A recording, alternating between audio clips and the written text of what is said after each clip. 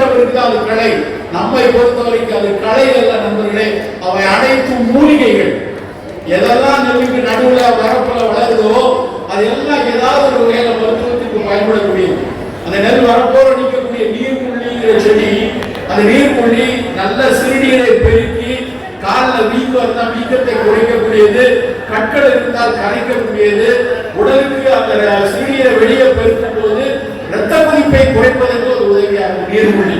அது என்ன கலையா, அது என்ன விஷ செடியா, அது எதுக்கு வீட்டு சைடு கூட அடையாது. அதே மாதிரி நெல் நிலத்தில் குறுக்க வளரக்கூடிய சிறு செருப்படையாக இருக்கட்டும், இல்ல நெருச்சில் உள்ளாக இருக்கட்டும், கொழுச்சியாக இருக்கட்டும், கீழாநெல்லியாக இருக்கட்டும், எல்லாவற்றிற்கும் மேலாக கரிசலாம் கட்டி அந்த வீடு சைடு டப்பால எழுதிருக்கான், இட் வில் கில் யூக்கலிப்டா ஆல்பா. வைத்தறிச்சலா இருக்கிறேன். யூக்கலிப்டா ஆல்பா அப்படிங்கிறது கரிசலாம் கட்டி. வள்ளலார் அவர்கள் நாம் தொழுது வணங்க வேண்டிய மூலிகை என்று சொல்றார் அந்த கரிசலாம் கட்டிய. ஆனா அந்த டப்பால இட் வில் கில் யூக்கலிப்டா ஆல்பா. எவ்வளவு பெரிய வேதனை வருவாங்க, முரண் வருவாங்க.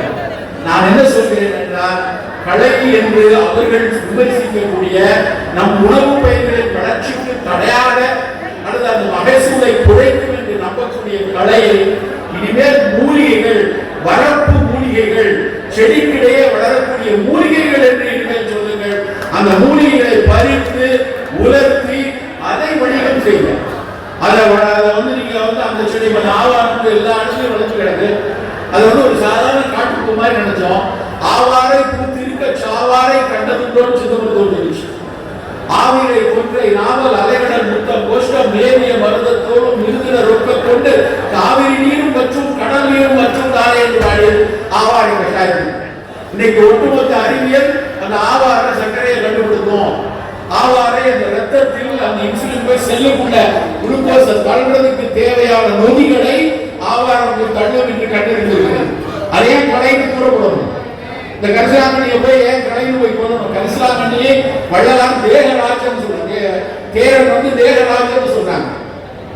அதுக்கு ஒரு பாடம் சொல்றாங்க. தேகரா சச்சுருதம் தில்லிய நேர் கூட்டி பாகமுறை காய்ச்சி பருகுவார் காகமும் செடி தீரும் காணே. இரும்பி துப்பு போது செடி ரொம்ப கட்டியா வந்து விழுந்துச்சுன்னா காகாத்திட்டு போயிருமா.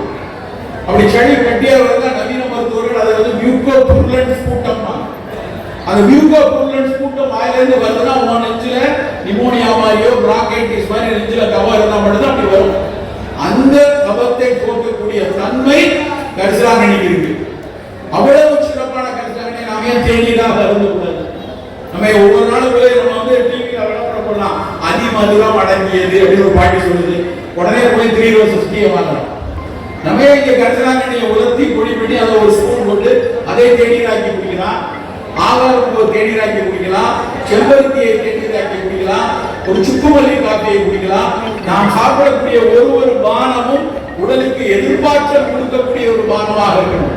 அப்படி எடுத்தோம் அப்படின்னா ஏதாவது ஒரு துளியாக உடல் நலத்திற்கு உதவியாக இருக்கிறார்கள். அப்போ கலையில் இன்னைக்கு நெல் திருவிழாவில் நாம் வேண்டி கேட்டுக்கொள்வது என்னன்னா, இனிமேல் கலை என்பதை பார்க்காதீங்க. கலை அல்ல, அது மூலிகைகள் என்ற புரிதல் நமக்குள்ள வரணும்.